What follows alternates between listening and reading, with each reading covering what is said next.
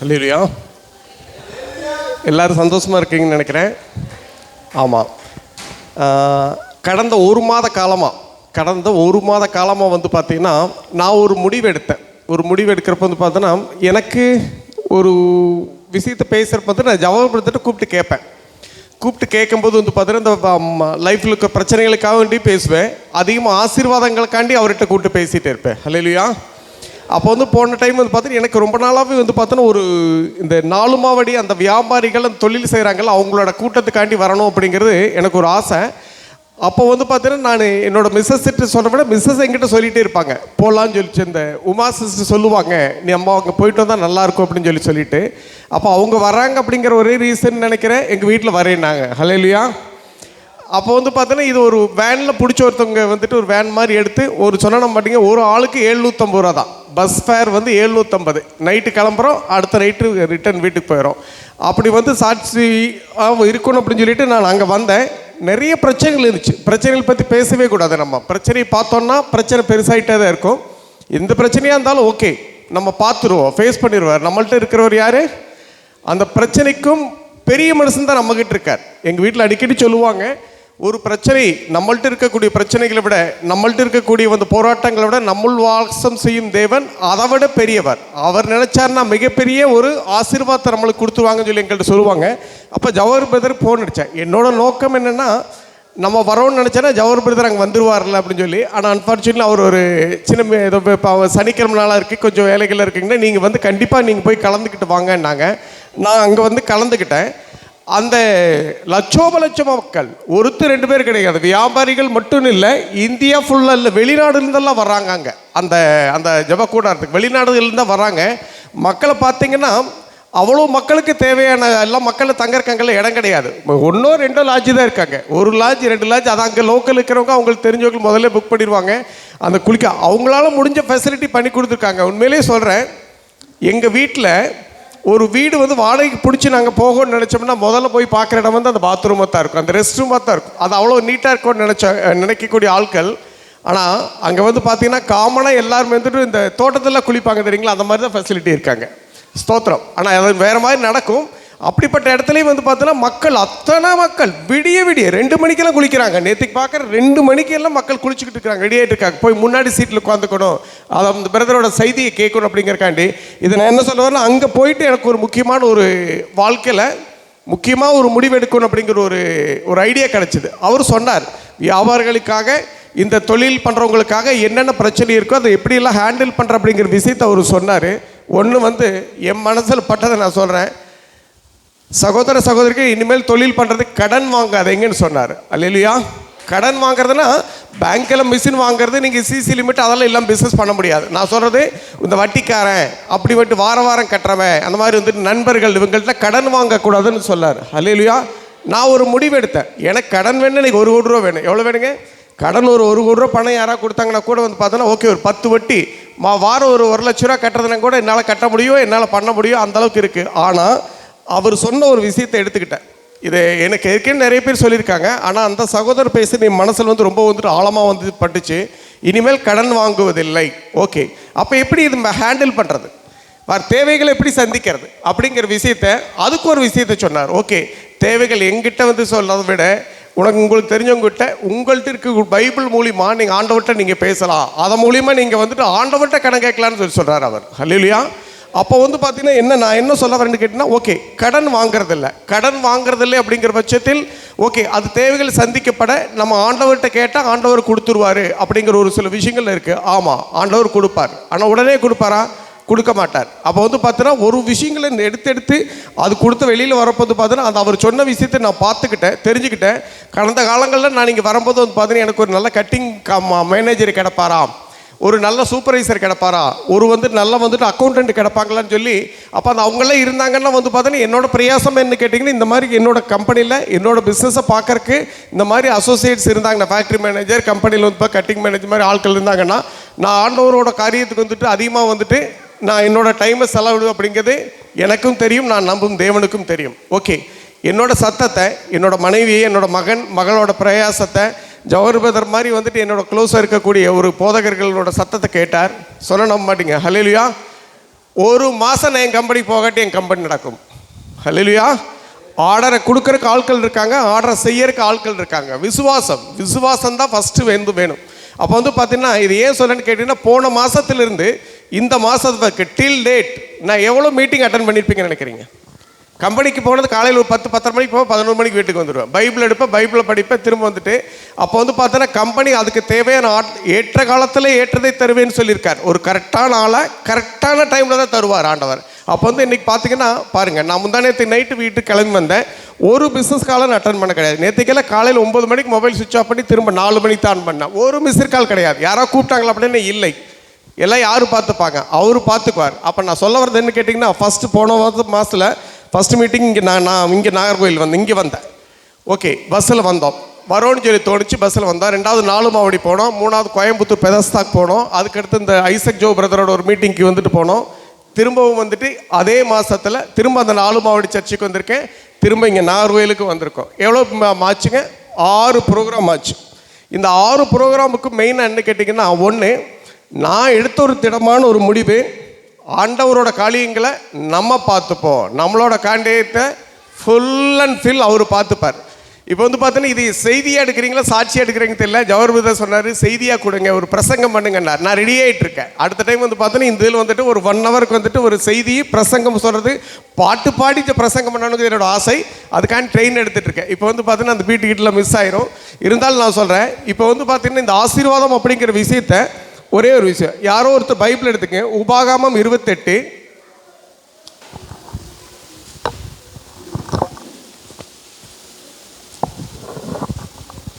இதில் 1வது வசனத்துலேருந்தே நிறைய விஷயங்கள் இருக்குது. ஆனால் நீங்கள் படிக்கிறது 11லேருந்து யாராவது படிங்க, 11வது வசனத்துலேருந்து.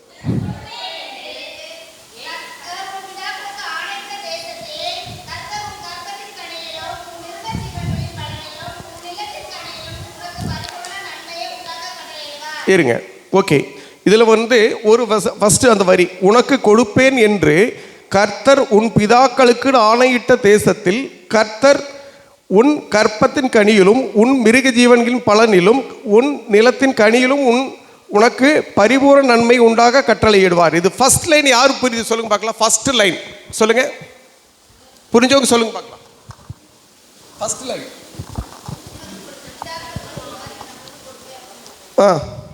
அடுத்தது. ஓகே, இந்த ஃபர்ஸ்ட் லைன் என்ன சொல்ல வருதுன்னு கேட்டீங்கன்னா, நம்மளுக்கு வந்து முற்பிதாக்கள் சொல்லி ஒருத்தவங்க இருக்காங்க. நம்மளுக்கு முற்பிதாக்கள் யாரு? யாராவது சொல்லுங்க. சரி, ஆபிரகாம். ஆபிரகாமோட சந்ததியில் பைபிளில் நிறைய இடத்துல வாசிச்சிங்கன்னா, அது ஒருத்தவங்க வந்து பார்த்தீங்கன்னா, இவர் வந்துட்டு கர்த்தருக்கு பிரியமான காரியத்தை செய்தார், இவர்கள் கர்த்தருக்கு பிரியம் இல்லாத காரியங்களை செய்தார்னு சொல்லி 2 இது. அதாவது 10 பேர்த்த பற்றி பைபிளில் படிச்சிங்கன்னா 8 பேர் கர்த்தருக்கு பிரியமான காரியங்களை செய்தார். அதாவது இந்த விக்கிர ஆராதனை நிறைய விஷயங்கள்லாம் இருக்குது, அது உள்ளே இருக்கும். நீங்கள் படித்து பார்த்தீங்கன்னா 10 பேரில் 2 பேர் வந்து கர்த்தருக்கு பிரியமான விஷயத்தை செஞ்சாங்க, 8 பேர் வந்து பிரியமில்லாத காரியங்கள். ஆனால் அந்த அவர் மேல் அந்த 8 பேர், அதாவது அந்த 2 பேர் வந்து பார்த்தீங்கன்னா உங்களுக்கு அவரை பிரியமான விஷயத்தை செஞ்சுட்டு இருக்காங்க. நீங்கள் தான் தேவன், நீங்கள் எனக்கு நல்லது பண்ணுவீங்க நம்புறேன்னு சொல்லி அவங்க சொன்னவங்களே ஆசீர்வதிச்சிருக்கார். ஆனால் அந்த 8 பேர் பிரியம் இல்லாதவங்களை மாத்திரக்கு ஆண்டவர் முயற்சி செஞ்சிருக்காரு. எல்லா அதிகாரத்திலையுமே இருக்காது. அந்த 8 பேர் பிரியமில்லாத காரியங்கள், அதை பற்றின விஷயங்கள் நீங்கள் பைபிள் படிச்சிங்கன்னா, எனக்கு இப்போ கொஞ்சம் ஞானம் இருக்குது, இன்னும் கொஞ்ச நாளில் வந்து நிறைய விஷயங்கள் நடந்துடும். அப்போ வந்து பார்த்தீங்கன்னா யாருமே முக்கியமான விஷயம், பெரிய பெரிய கேரக்டர் இருக்கக்கூடிய எல்லாத்தையும், யோசேப் எடுத்துங்க, யாக்கோப் எடுத்துங்க, தாவீது எடுத்துங்க, எல்லாரோட வாழ்க்கையிலுமே அவங்க வந்து பார்த்தீங்கன்னா ஒரு சில காலகட்டங்களில் கொஞ்சம் ஒரு முன்னமின்றே இருந்திருப்பாங்க. ஆனால் அவங்களத்தான் முதல் ஆண்டவர் தெரிஞ்சு வந்துட்டு பண்ணார். என்ன சொல்லியிருக்கார்? 99 ஆடை பற்றி எனக்கு கவலையே இல்லை. அவர் மேய்ச்சிருந்த இதில் வந்துட்டு, அதாவது தப்பி போன ஒரே ஆடு, அந்த ஒரு ஆட்டை பற்றி தான் அது எதுவும் வந்துட்டு. அப்போ நான் என்ன சொல்ல வரேன்னு கேட்டிங்கன்னா, நீங்கள் எல்லாத்துட்டையுமே தப்பு இருக்கும், நம்ம வந்து கரெக்டாக பர்ஃபெக்டாக ஒரு நீதிமான் அப்படிங்கிற வந்துட்டு பைபிள் இல்லைன்னு சொல்லித்தான் இருக்குது. நீதிமான் அப்படின்னா யாருங்க? நீதிமான் யார் அப்படின்னா பைபிளோட வாசங்களை எல்லாத்தையும் வாச்சு அது பிரகாரமாக வாழக்கூடிய மனுஷன் ஒரு சுமே கிடையாதுன்னு சொல்லி பைபிள் இருக்குது. ஆனால் அதைவே நம்பிக்கிட்டு இல்லை, இப்படி இல்லை, அப்படி இப்படின்லாம் கிடையாது. ஆனால் நான் விசுவாசிக்கணும். விசுவாச்ச இந்த பைபிள் எடுத்துகிட்டு நான் சொல்கிறேன், 6வது முறையாக பைபிள் வாசிச்சுட்டு 7வது முறையாக பைபிள் படிக்கும்போது இந்த விஷயங்கள கேட்டு அந்த ஒரு வசனத்தில் அந்த முதல் வரி, அதாவது நம்மளோட முற்பிதாக்களுக்கு ஏற்கனவே சொல்லிட்டார். முற்பிதாக்களுக்கு என்ன சொல்லியிருக்காரு? நான் உன்னை வந்துட்டு கடல், மண், வானத்து நட்சத்திரங்கள் இதுக்கு மேலே உங்களை ஆசீர்வதிப்பேன்னு சொல்லியிருக்காரு. அப்போ ஒரு சிலவங்கெல்லாம் சொல்லுவாங்க, அதே ஆபிரகாம் வந்து பார்த்தீங்கன்னா ஒரு இடத்துல தப்பு பண்ணார். எந்த இடத்துலையும் சொல்லுங்க பார்க்கலாம்.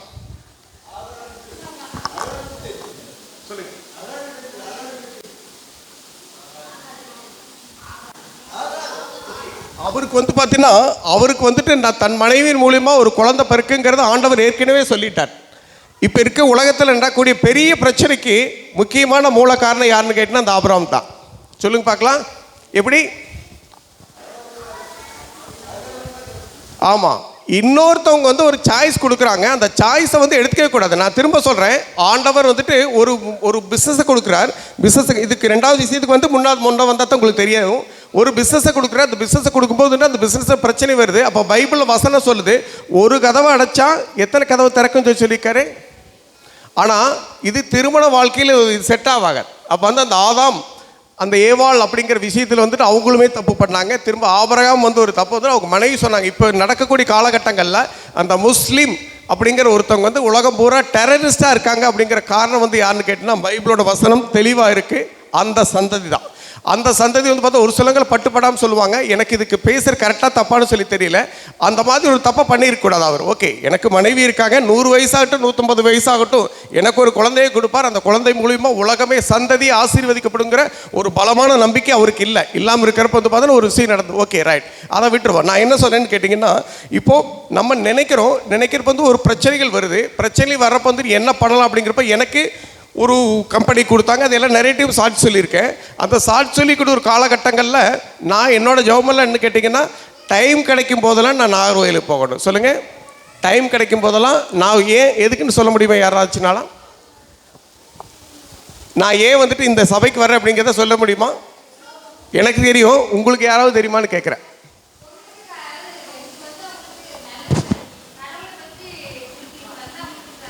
அவரை கிட்டி சேர்றதுக்கு அதிகமான ஒரு சில விஷயங்களுக்கு இந்த மக்களை நான் வந்துட்டு நான் தான் சொன்னல 5 கூட்டம் அங்கே ஒரு 1.5 லட்சம் பேர் இருந்திருப்பாங்க அந்த 4 மாவடியில். திரும்ப வந்து பெதஸ்தாக்கு போகிறப்போ பிரதருக்கெல்லாம் தெரியும், அங்கே ஒரு இருப்பாங்க.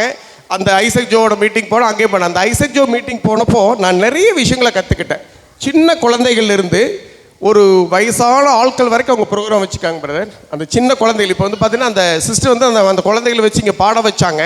அது எனக்கு ஒரு புதிய உத்வேகத்தை கொடுத்தது. அப்போ என்னென்னு கேட்டிங்கன்னா, எந்த இடத்துலையுமே வந்துட்டு ஒரு சின்ன பசங்களுக்கு ஒரு குட்டி குழந்தைகள்லாம் வந்து நீங்கள் கண்ட்ரோல் பண்ணுறது ரொம்ப ஈஸி. அந்த பருவ காலத்தில் 12, 13 வயசு 14 வயசு ஆகிறப்ப அவங்க கண்ட்ரோல் பண்ணுறதுங்கிறது இன்னைக்கு நவுடேஸ் இட்ஸ் டூ டிஃபிகல்ட், முடியாது.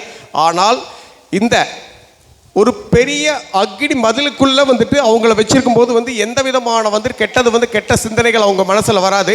இதுக்கு என்னோட ஃபேமிலி வந்து மிகப்பெரிய சாட்சி. இப்போ அவங்களை எப்படி வளர்த்துறோம் அப்படின்னு கேட்டிங்கன்னா, டெய்லியும் காலையில் வந்து அந்த பொண்ணுக்கு வந்துட்டு அந்த குழந்தைகளுக்கு டிவியை போட்டு ஒரு சினிமா பாட்டை சொல்லிக் கொடுக்கலாம். அப்படி சொல்லிக் கொடுக்காம அவங்க வந்து பார்த்தீங்கன்னா ஒரு ஆண்டவரோட ஒரு பாட்டை பாடணும்னு சொல்லி கொடுத்த ஒரு காரணத்தினால அந்த பிள்ளைக்கு வேறு பாட்டு சினிமா பாட்டெல்லாம் நினைக்குது. சின்ன வயசுலேருந்தே வராது. Great sister, super. அப்போ வந்து இதை வந்து எடுத்திங்கன்னா அவங்க டெய்லி ஞாயிற்றுக்கிழமையான சர்ச்சுக்கு போகணும். ஓகே, ஒரு சிலவங்க எங்கே வெளியில் யாரை ஃப்ரெண்ட்ஸுக்குள்ள வெளியில் போகலாம் அப்படின்னு நினைக்கிறப்ப வந்து ஞாயிற்றுக்கிழமைக்கு சர்ச்சு போகணும் அப்படிங்கிறது யார் வந்து பண்ண முடியும்னா அவங்க பேரண்ட்ஸ் தான் பண்ண முடியும். அவங்க வேறு யாரும் சொல்கிறவங்க போகிறவங்க எல்லாம் பண்ண முடியாது. அப்போ இங்கே அந்த சர்ச்சுக்கு வராங்க. சர்ச்சுக்கு வந்து பார்த்தீங்கன்னா அங்கே ஒரு ஐக்கியம் இருக்கணும். அதாவது ஆண்டவர் கூட ஒரு ஐக்கியம் அப்படின்னு சொன்னால் நம்ம வந்து பார்த்தோன்னா சர்ச்சுக்கு போகணும். சர்ச்சுக்கு போயிட்டு வந்து பார்த்தோன்னா நம்ம வந்துட்டு ஆண்டவர்கிட்ட வந்து இன்னும் கிட்டி சேரணும் அப்படிங்கிற விஷயத்தை பேரண்ட்ஸ் தான் அவங்களுக்கு சொல்லிக் கொடுக்கணும். இந்த மாதிரி விஷயங்கள் ஸ்டார்ட் ஆகிறப்போ இந்த குழந்தைகளும் ஒரு 10-11 வருஷம் ஆகிறப்போ அந்த ஆண்டவரோட அந்த கோட்டைக்குள்ளே மதிலுக்குள்ளே இருக்கும்போது வந்து பார்த்தோன்னா நிறைய ஆசீர்வாதத்தை வந்து ஆண்டவர் கொடுப்பார். அப்போ வந்துட்டு இந்த விஷயத்தை ஏன் சொல்லுன்னு சொல்லி கேட்டிங்கன்னா, ஒரு சர்ச்சில் அந்த சர்ச்சை முன்னுதாரணமாக சொல்கிறேன். நான் இங்கே வந்து கிட்டத்தட்ட 7-8 வருஷம் ஆச்சு பிரதன். ஏன் பிரதன் 7-8 வருஷம் ஆச்சு? இங்கே வந்து 8 வருஷம் இருக்குமா? இருக்கு, 5 வருஷம் இருக்கும். இந்த 5 வருஷத்தில் நிறைய மாற்றங்கள் இங்கே வந்திருக்கணும். வெளியில் அங்கே ரோடில் சேர் போட்டுருந்துருக்கணும், அந்தளவுக்கு வந்திருக்கணும். அப்போ வந்து பார்த்தீங்கன்னா இது பாஸ்டையா மட்டுமே பாஸ்டமாக மட்டுமே நினச்சி நடக்காது. சபை மக்கள் நினைக்கணும். சபை மக்களும் ஒவ்வொருத்தரும் ஒவ்வொரு ஏரியாவை எடுத்துக்கணும். நான் இப்போ ஒரு விஷயம் சொல்கிறேன், அவர்கிட்டவே சொல்லலை, நான் சொல்கிறேன். இங்கே இந்த மியூசிக் சிஸ்டம் எல்லாம் இருக்குது தெரியுங்களா, இதை மாற்றணும் அப்படிங்கிறது எனக்கு ரொம்ப நாள் ஆசை. இதுக்கு ஒரு பிளானை நான் சொல்கிறேன் பிரதர், தப்பாக நினச்சிக்காதீங்க. இன்னையிலிருந்து நம்ம வந்து மே மாதம் வந்து சர்ச் டே வந்து நம்ம செலிப்ரேட் பண்ணுவோம். அப்போது வந்து வரும்போதும் பார்த்தீங்கன்னா இங்கே இருக்கக்கூடிய என்டையர் மியூசிக் சிஸ்டத்தை ஃபஸ்ட்டு மாற்றிடணும். எப்படி முடியும்? பணம் வேணும். அதுக்கு பணம் வேணும். ப்ரேயர், நீங்கள் ப்ரே பண்ணிங்க, அந்த ஆண்டவர் கொடுத்துருவார் அப்படிங்கிற பட்சத்தில் நான் இன்றைக்கி வந்து பார்த்தீங்கன்னா ஒரு எல்லாத்துக்கும் வந்து பார்த்தீங்கன்னா நீங்கள் வீட்டில் ஒரு உண்டியல் வாங்கி வைக்கலாம், இல்லை ஆர்எல்ஸ் வந்து இங்கேயே வந்து சர்ச்சிலே கூட ஒரு உண்டியல் வாங்கி வைக்கலாம். அந்த உண்டியலில் இந்த சர்ச்சில் இந்த மியூசிக் சிஸ்டம் அது எப்படின்னு கேட்டிங்கன்னா, ஒரு பெரிய இது ஒரு சர்ச்சுக்கெல்லாம் போகும்போது வந்து பார்த்தீங்கன்னா நல்ல மியூசிக் நல்லா பாடும்போது துதி எடுத்தால் சாத்தான் ஓடுவான். அதுக்கெல்லாம் இந்த மியூசிக் சிஸ்டம்லாம் சூப்பராக இருக்கும். அப்போ வந்து பார்த்தீங்கன்னா எனக்கு ஒரு ஆசை, இந்த விஷயத்தை இன்றைக்கே தொடங்குகிறோம். நம்ம மே மாதம் வந்து சர்ச்சிடே வந்து ஸ்டார்ட் பண்ணும்போது வந்து பார்த்தோன்னா அந்த மியூசிக் சிஸ்டத்தை வந்து முடிஞ்ச அளவுக்கு ஒரு பெஸ்ட்டான விஷயத்தை ஆண்டவர் நம்மளுக்கு கொடுத்துருவார். இன்றைக்கி ஸ்டார்ட் பண்ணுறோம். ஓகே, யார் யார் எல்லாம் எங்கூட நிற்கிறீங்க? ரைட் ரைட் ரைட் பார்த்துருவோம் அந்த விஷயங்கள். ரெண்டாவது அடுத்த நான் சொன்னல அந்த ஆசீர்வாதம் அப்படிங்கிற விஷயத்தை நான் சொன்னேன்ல. ஓகே, அதுக்கு அடுத்த லைன் ஒரு 3 லைன் படிங்களேன். 3.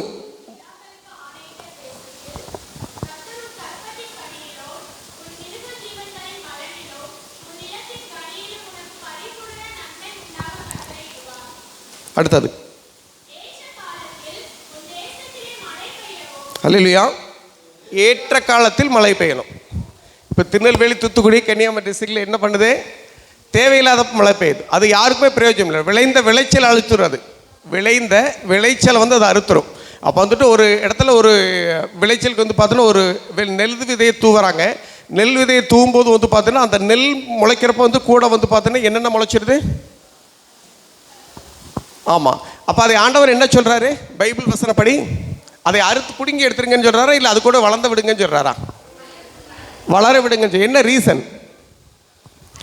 களைகளை பிரித்தெடுக்கும் போது அந்த நெல் அதோட இது மாதிரி வெளியில் வந்துடும். அப்போ வந்து பார்த்தீங்கன்னா அதை அப்போ அது இது சொல்கிற மாதிரி இந்த விஷயத்தில் ஏற்ற காலத்தில் மழையை வந்துட்டு வருஷிக்கப்படுவேன்னு சொல்கிறார். அப்போ வந்து பார்த்தீங்கன்னா என்ன கேட்டிங்கன்னா, ஒரு சம்மர் முடிஞ்சு ஒரு அந்த முடியக்கூடிய காலகட்டங்கள் அந்த மழை பெஞ்சு அந்த வந்துட்டு அந்த விவசாயமெல்லாம் முடிகிற வரைக்கும் வந்து மழை பெஞ்சினா தான் வந்து கரெக்ட். ஆனால் இதுவே வந்து பார்த்தீங்கன்னா எந்த நேரம் எப்போ வேணாலும் மழை பெஞ்சிருக்கலாம், வருஷம் ஃபுல்லாக மழை பெய்யலன்னா வேஸ்ட். ஒரு விவசாயம் நீங்கள் பண்ண முடியாது.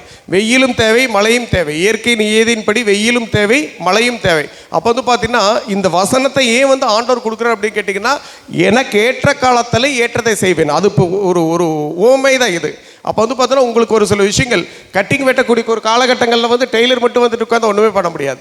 டெய்லர் வரக்கூடிய காலகட்டங்களில் கட்டிங் ஆள் வந்துட முடியாது. கட்டிங் வெட்டக்கூடிய காலகட்டங்கள் தான் கட்டிங் வெட்டணும் டெய்லருக்கு, எனக்கு தெரிஞ்சது. அப்போ வந்து பார்த்தீங்கன்னா என்ன சொல்ல வரேன்னு கேட்டிங்கன்னா, ஏற்ற காலத்தில் ஏற்றதை தருவேன் அப்படிங்கிற ஒரு சில விஷயங்கள் ஆண்டவர் சொல்கிறத நீங்கள் அதுக்காண்டி வெயிட் பண்ணணும்.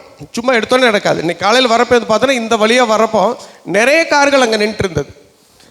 அவங்க முருகன் பிரதர் அவங்க இதில் நிறைய காரம் அங்கே நின்று இருந்தது. ஆண்டவர் அவங்களோட ஜெபத்தை கேட்குறார்.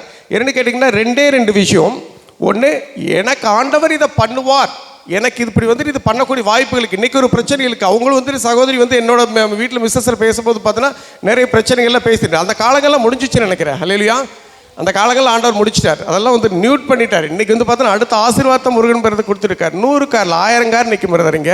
அல்லேலூயா, 1000 கார் நிற்கும். அவருக்கு ஒரு ஆசீர்வாதம் கிடைக்கும் போது இந்த சபைக்கு வந்துட்டு அவரை வந்துட்டு மற்றவங்களோட விஷயங்கள் எனக்கு தெரியாது. ஆனால் அவர் ஒரு முன்னுதாரணமாக இருக்காருன்னு கேட்டிங்கன்னா, அவங்க ஹஸ்பண்ட் வீட்டில் சண்டை வராதுன்னு நினைக்கிறீங்க? யாராச்சும் சண்டை வராதுன்னு நினைக்கிறீங்களா? யாராச்சும் வரும்.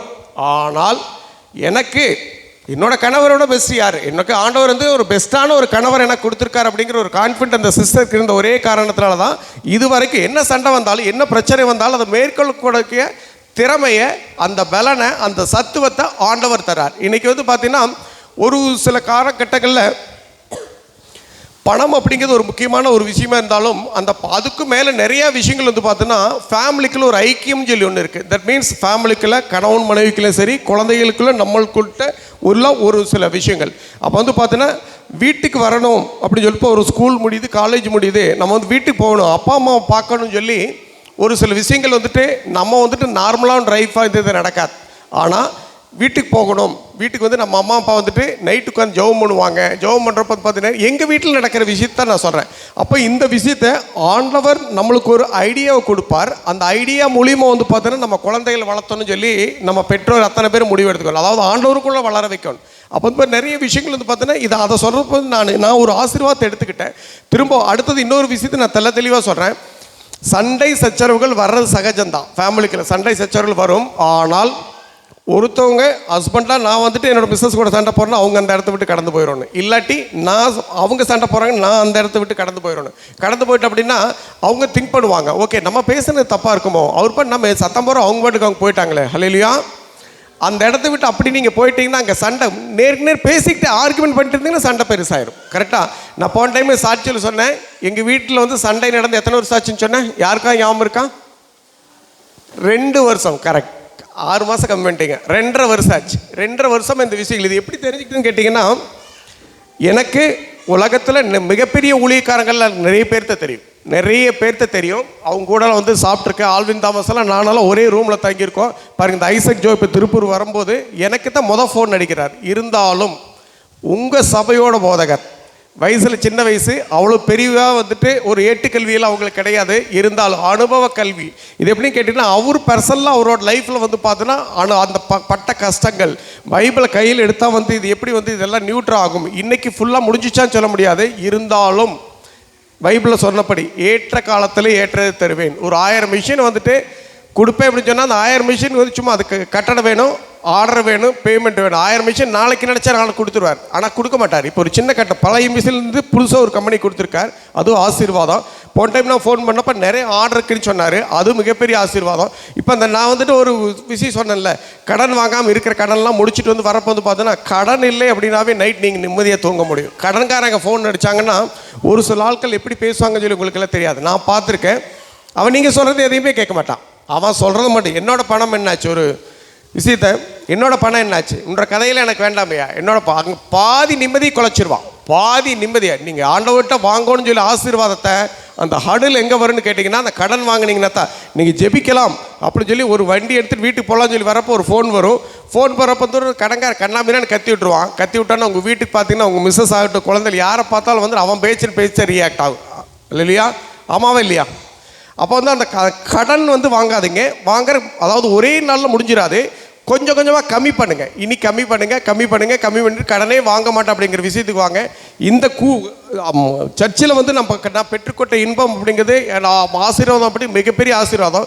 நேற்றுக்கு கூட என்னோட ஜெபம் பண்ணக்கூடிய ஒரு விஷயத்தை வந்து நான் ரொம்ப மாற்றிக்கிட்டேன். எப்போ மாற்றிக்கிட்டேன்னு கேட்டிங்கன்னா, நான் எனக்கு ஒரு ஆசீர்வாதம் வேணும்னு சொல்லிட்டு அந்த 4 மாவடி போனேன். ஆனால் என்னோட ஜெபம் சரி. எங்கள் வீட்டில் வரப்போ திரும்ப அவங்கள்ட்ட கேட்டேன். என்ன சொன்னாங்க தெரியுங்களா? ஹல்லேலூயா. என்னை ஆசீர்வதித்த தேவன் இந்த சபையில் இருக்கக்கூடிய அத்தனை மக்களை ஆசீர்வதிங்க ஏசப்பா. ஹல்லேலூயா. அத்தனை மக்கள் ஆசீர்வதிச்சாங்கன்னா எப்படி இருக்குன்னு நினைச்சு பாருங்க. என்கிட்ட கார் கொடுத்துருக்காரு. முருகன் பதத்துக்கு ஒரு 10-15 கார் கொடுத்துருக்காரு. இந்த ஆட்டோவெல்லாம் விட்டுட்டு எல்லாரும் சொந்த காரில் வர்றதுக்கு ஆண்டவர் ஆசீர்வதிப்பார். ஹல்லேலூயா. அது வந்துட்டு வாழ்க்கையில அதாவது நடக்கும்.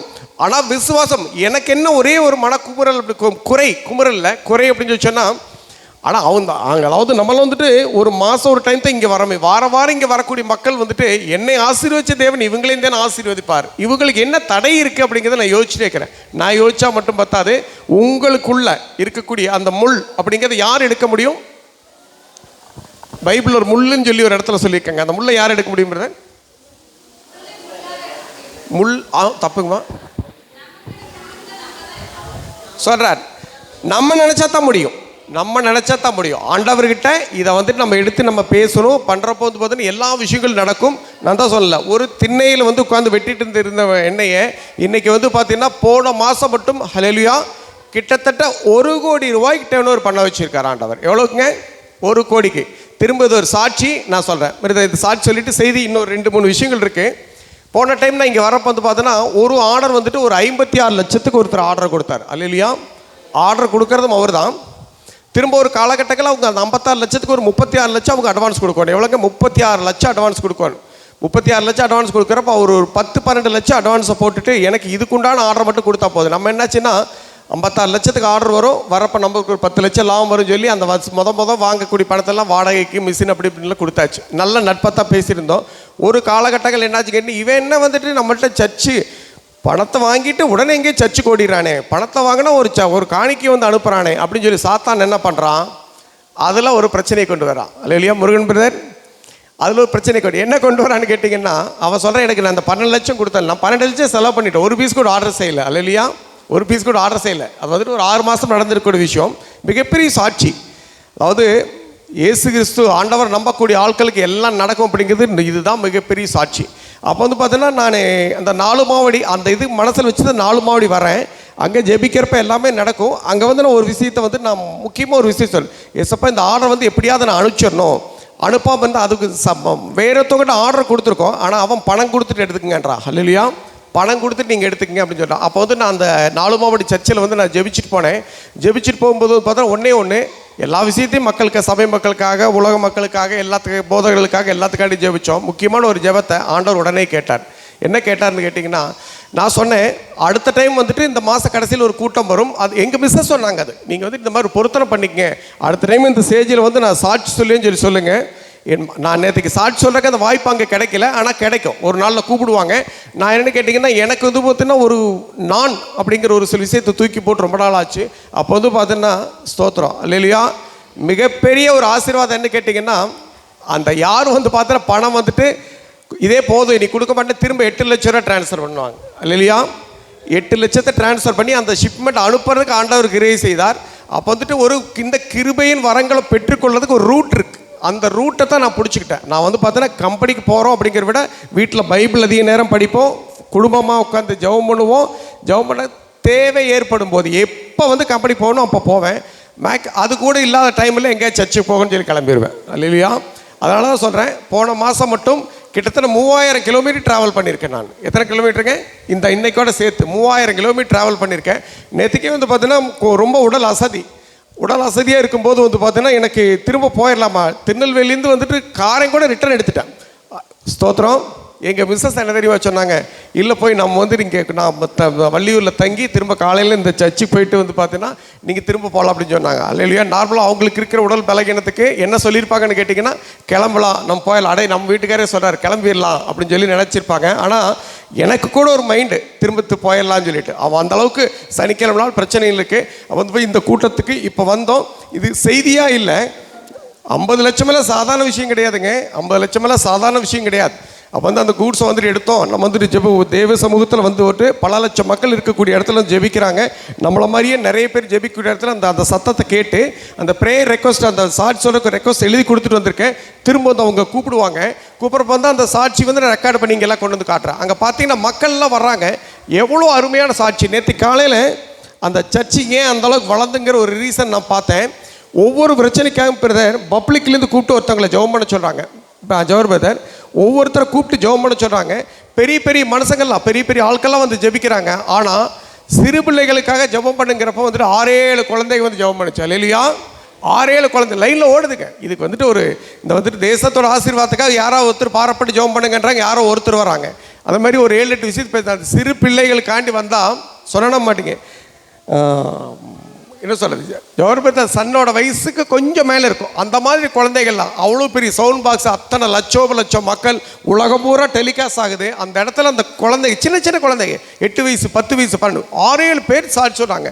அங்கே என்ன பண்ண கேட்டினா, தேவ சமூகத்தில் நம்மளோட குழந்தைகளை எப்படி வளர்த்தெடுக்கிறது அப்படிங்கிற பற்றின திட்டம் மிக தெளிவாக இருக்குது அந்த இடத்துல. அப்போ வந்து பார்த்தீங்கன்னா இந்த குழந்தைகள்லாம் வந்து பார்க்குறப்போ அந்த மாதிரி ஒரு சில விஷயங்கள் எடுத்துகிட்டு போகிறப்போ நல்லபடியாக ஒரு சில விஷயங்கள் நடக்கும்.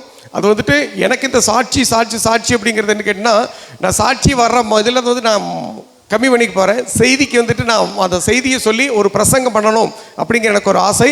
இது வந்துட்டு கொஞ்சம் நான் சொல்லியிருக்கேன், எனக்கு தெரிஞ்ச ஒரு ஆலோசனை தான் சொல்கிறேன். கடன் வாங்கக்கூடாதுங்கிறது ஒரு ஆலோசனை.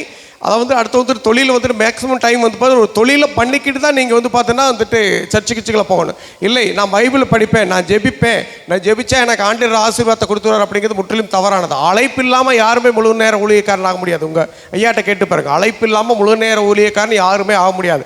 அவங்களுக்கு ஒரு அழைப்பு இருக்குது. இதை வந்து பார்த்தீங்கன்னா ஒரு பெரிய விஷயம். பைபிளில் ஒரு எடுத்துக்காட்டு சிம்சோன். யாருக்கு சிம்சோனை பற்றி தெரியும்? என்ன பண்ணார் அவர்?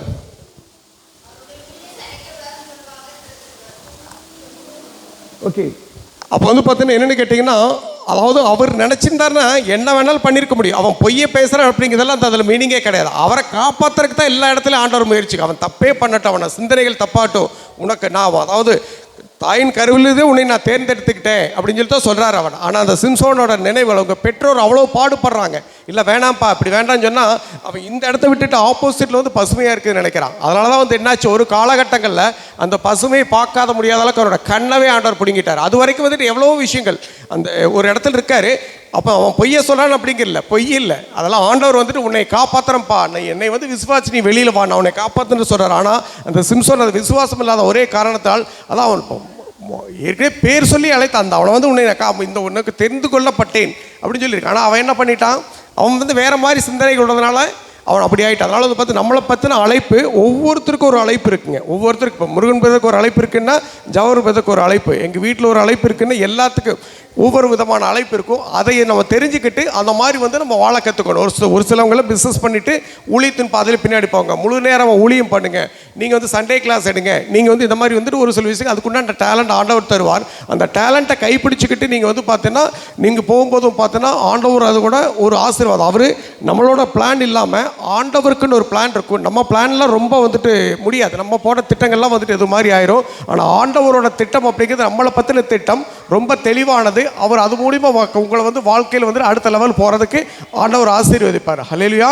இதோட என்னோட சாட்சியை இந்த சிறு செய்தியை முடிச்சுக்கிறேன். உங்களுக்காண்டி ஒரு ஜெபத்தை பண்ணிவிட்டு நான் விடைபெற்றுக்கிறேன்.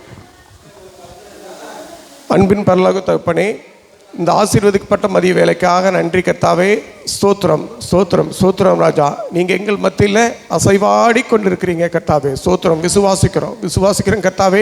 விசுவாசத்தினால் நீதிமான் பிழைப்பான் என்கிற வேத வசனத்தின்படி இங்கே வந்திருக்கிற விசுவாச பிள்ளைகள் ஒவ்வொருவரையும் ஆசீர்வதிங்க ராஜா. என்னை ஆசீர்வதித்த போல் இந்த சபை மக்களையும் ஆசீர்வதிங்க. சபை மக்கள் ஒவ்வொருத்தரும் வந்து ஐஸ்வர்யவானாக வாழத்தக்கதான கிருபையை செய்யுங்க, வழி நடத்துங்க. எல்லாருக்கும் பிரச்சனை உண்டு கர்த்தாவே, எல்லாருக்கும் பிரச்சனை உண்டு, பாடுகள் உண்டு. பாடுகள் இல்லாத வாழ்க்கையே இல்லை. ஆனாலும் என் மேலே விசுவாசம் வச்சு நீங்கள் எதை கேட்கிறீங்களோ அதை என் நாமத்தினால் உனக்கு நான் கொடுப்பேன்னு சொல்லியிருக்கீங்க கர்த்தாவே. அப்படியே ஆக கடவுது, அப்படியே ஆக கடவுது. சபை மக்கள் ஒருவருமே வந்துட்டு வெறுமையோடு திரும்பி